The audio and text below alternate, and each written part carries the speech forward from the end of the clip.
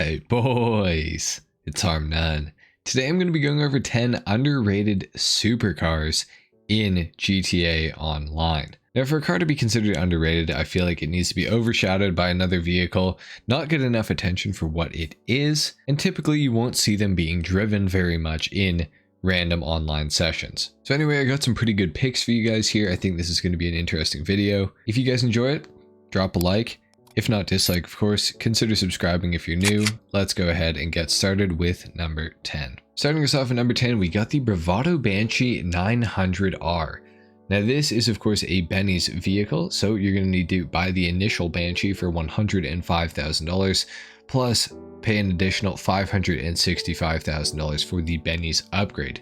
Now the only thing that I wish that the Banshee 900R had was HSW, like the normal variant the regular Banshee can get. But regardless of this, this is a pretty quick car. It takes the Banshee from being a sports car to being a supercar, and not only that, but it actually has one of the very highest top speeds for supercars on last gen consoles, topping out in the low 130 range, which is still pretty damn fast.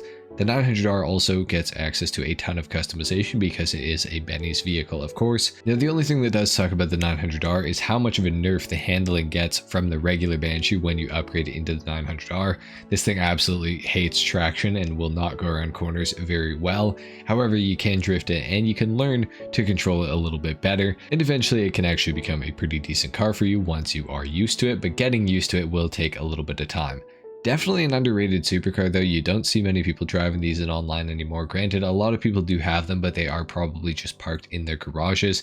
I still feel like for newer players, this is a pretty underrated one, especially given how relatively cheap it actually is in comparison to a lot of other supercars in GTA. Next up at number 9, we got the Overflawed Autark for $1,955,000. The Autark is a pretty strange supercar, and I mean that in the best way. It definitely captures the look of more of a go-kart or a track toy, more so than a traditional supercar, but this isn't necessarily a bad thing. I just think it probably steers people away from the Autark a lot. And this is pretty sad considering that the Autark is actually one of the faster supercars in GTA Online, especially on last gen, of course. And it also has a pretty shocking amount of customization, even giving you the option to have a nearly full carbon fiber body on the thing. It's also very lightweight, which means it is a lot of fun to drive in the corners, but it is rear wheel drive, so it doesn't get the insanely quick launch that a lot of players will be desiring. But it certainly is a fun car, and for the money, it's really not too bad. Overall, the Autark is an awesome vehicle, and I would definitely recommend looking into it. At number 8, we got the Pegasi Zentorno for $725,000. The Zentorno obviously has been a pretty awesome car since the day that it was released into Grand Theft Auto Online. However, over the years, its performance has become worse because there's been more supercars added into the game, obviously. Its customization also started to feel a little bit dated. However, with the release of the Criminal Enterprises DLC into GTA Online a few years ago, Rockstar actually added a ton of new customization options for the Zentorno, giving it a new lease on life in a way. Now, it is still one of the quickest accelerating cars. I think it's honestly one of the fastest in the game still to this day when it comes from going from 0 to 60.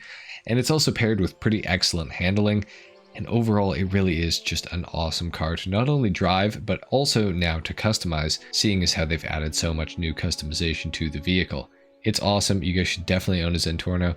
Can't really say it's underrated because I feel like everybody knows about it, but it's kind of underrated in the fact of like, I feel like not that many people know about the new customization necessarily. So in that way, I think it is kind of underrated. Next up at number 7, we got the Vapid FMJ for $1,750,000. Now, unfortunately, this thing is a removed vehicle, and it is pretty extremely overpriced, but it is also a ton of fun to drive around. I think a pretty large problem with the FMJ, and kind of the reason that it is more of an underrated vehicle and a lesser loved vehicle, is the complete lack of customization. There are like 3, maybe 4 or 5 customization options that you can actually change on this vehicle, and all of them are pretty minor cosmetically. Granted, I don't really know what they should have added to the car to make it more customizable, but I definitely feel like they could have done a better job, and I feel like if it was added more recently into GTA, I feel like they would have done a better job with the customization. With all this being said though, I do think it is a pretty fun car to drive. For being rear wheel drive only, it is actually pretty good in the handling department. It feels nice and light, it's quite responsive, and I do think that it is a pretty good looking. Granted, it is quite GTA-ified, if you will, especially in comparison to the real life Ford GT, which it is based off of. Overall, I do think it is worth owning maybe one day, especially if you can get it on sale. At full price, not necessarily so much, but it is still such a nice car to drive that like it might be worth it if you are really looking for a good handling, lightweight supercar to drive in GTA Online. At number 6, we got yet another removed vehicle, and this is of course the Emperor ETR1. Coming in at $1,995,000. This was added with the Cunning Stunts update into GTA Online, and the ETR1 is one of very few Emperor cars that we have in the game in the first place, but man, this vehicle does not disappoint. Now when it comes to downforce and handling ability, very few cars can hold a candle to the ETR1. Now unfortunately, this thing does come at quite a cost, both price-wise, but also in the customizability department. It does not have a lot of things that you can do to it, only a few spoiler options, maybe a couple bumper options, an exhaust option, and a couple of other very minor things. However, if you want a car with an absolutely awesome driving experience, look no further than the ETR1. This thing is absolutely awesome. For under $2 million, you will not find a car that handles the way that this thing does. It's not the greatest top speed wise, it's not even the greatest looking car, but it's all about the driving experience, how it corners, and also how it sounds. The ETR1 sounds absolutely awesome, and that is definitely a pretty underrated feature of the vehicle for sure. At number 5, we got the Osla XA21, yet another removed vehicle. And unfortunately, yeah, this vehicle has been stripped away from us and is no longer able to be purchased through conventional means. However, you can still buy it from other players or through the in-game dealerships whenever it does get added back during update weeks. This is truly such a shame because the XA21 is the best sounding supercar in the entire game, and it's also paired with having pretty excellent performance and some pretty good customization as well. It's truly a bit of a unicorn because it ticks nearly every box. It has all-wheel drive, great handling, an active rear spoiler, sounds incredibly good, looks awesome, and can be made to look even more awesome through the great customization that it has. And I do highly recommend you to buy one. I think it's a really underrated car, and I definitely would like to see a few more people driving the XA21 around in GTA Online, that's for sure. At number 4, we got a pretty basic one, and this is of course the Grotti Cheetah, and yet again another removed vehicle. This thing came out with the game all the way back in 2013, and it's really not all that special to the average person, but it would be pretty awesome for the right person. I love the Grotti Cheetah despite its relatively crude looks and lack of pretty much any way of customization. However, there are a few spoiler options for the vehicle, and there's one in particular that looks pretty amazing that I always pick and always put on my Grotti Cheetahs. I think it just looks absolutely sick. I think it fits the car very well. But I think if you put this vehicle in a nice bright color, it can actually look relatively modern, and it is definitely a cool one for only $650,000, especially if you're not too fussy about insane performance figures. It is still a relatively competitive car with the OG supercars. It just can't really keep up with any modern supercars, but who would have expected it to in the first place, I guess, really. At number 3, we got the Progen Italy GTB for $1,189,000, and luckily this vehicle is still available, and this vehicle is really awesome. It is going to be available from the Benny's website exclusively, so do keep that in mind. It has quite a large amount of customization options as a stock vehicle, but it is also one of those rare vehicles that actually looks nearly perfect without anything added onto it, albeit there is a very weird situation going on with the roof lines of this car. A lot of rounded edges, but then a lot of really jagged corners and straight pieces as well. It's kind of odd looking, but it does have some really nice angles to it as well. And a lot of the customization that you can do adds to that very well, as I said earlier.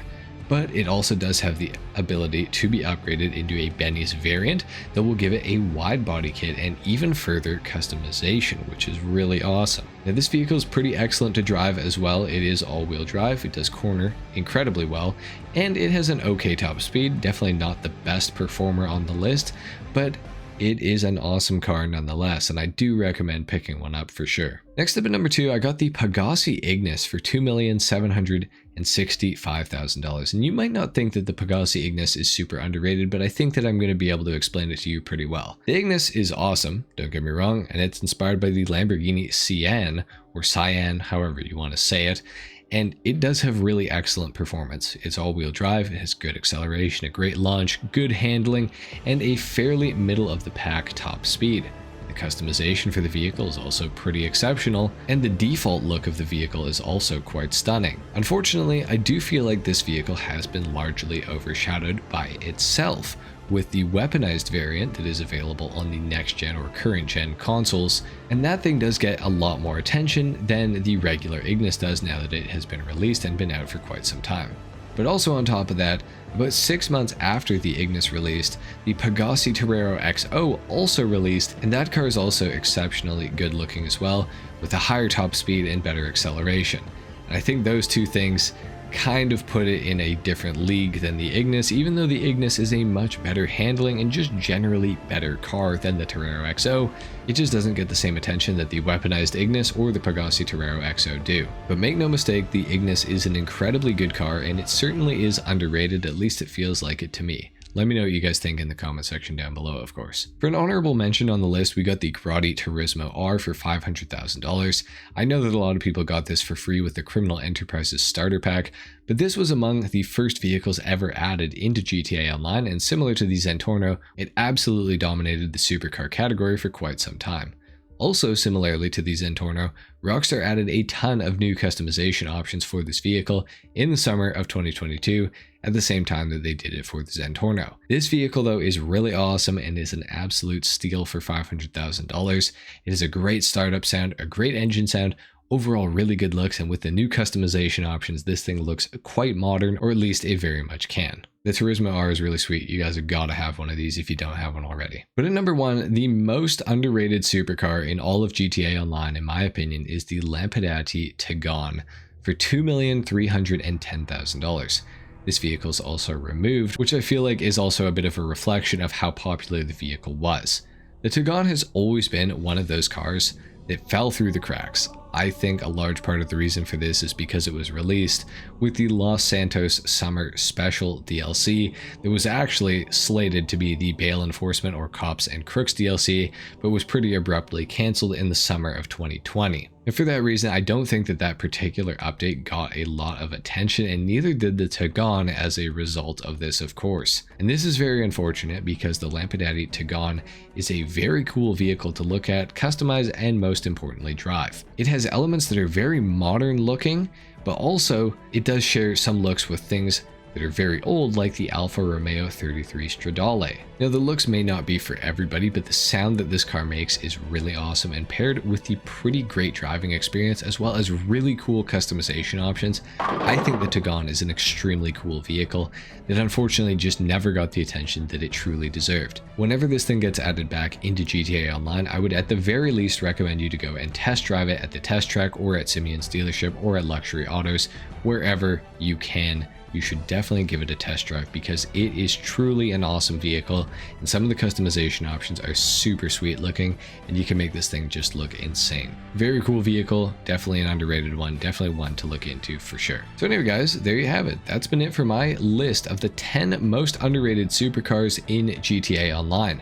Let me know what you thought of my list in the comment section down below. Let me know if you think that I missed any, and what are some of your picks for underrated supercars in GTA Online. Leave a like if you enjoyed the video, dislike if you didn't, of course. Consider subscribing if you are new, and I will see you guys all in the update week video coming out tomorrow. Until then, take care. Peace.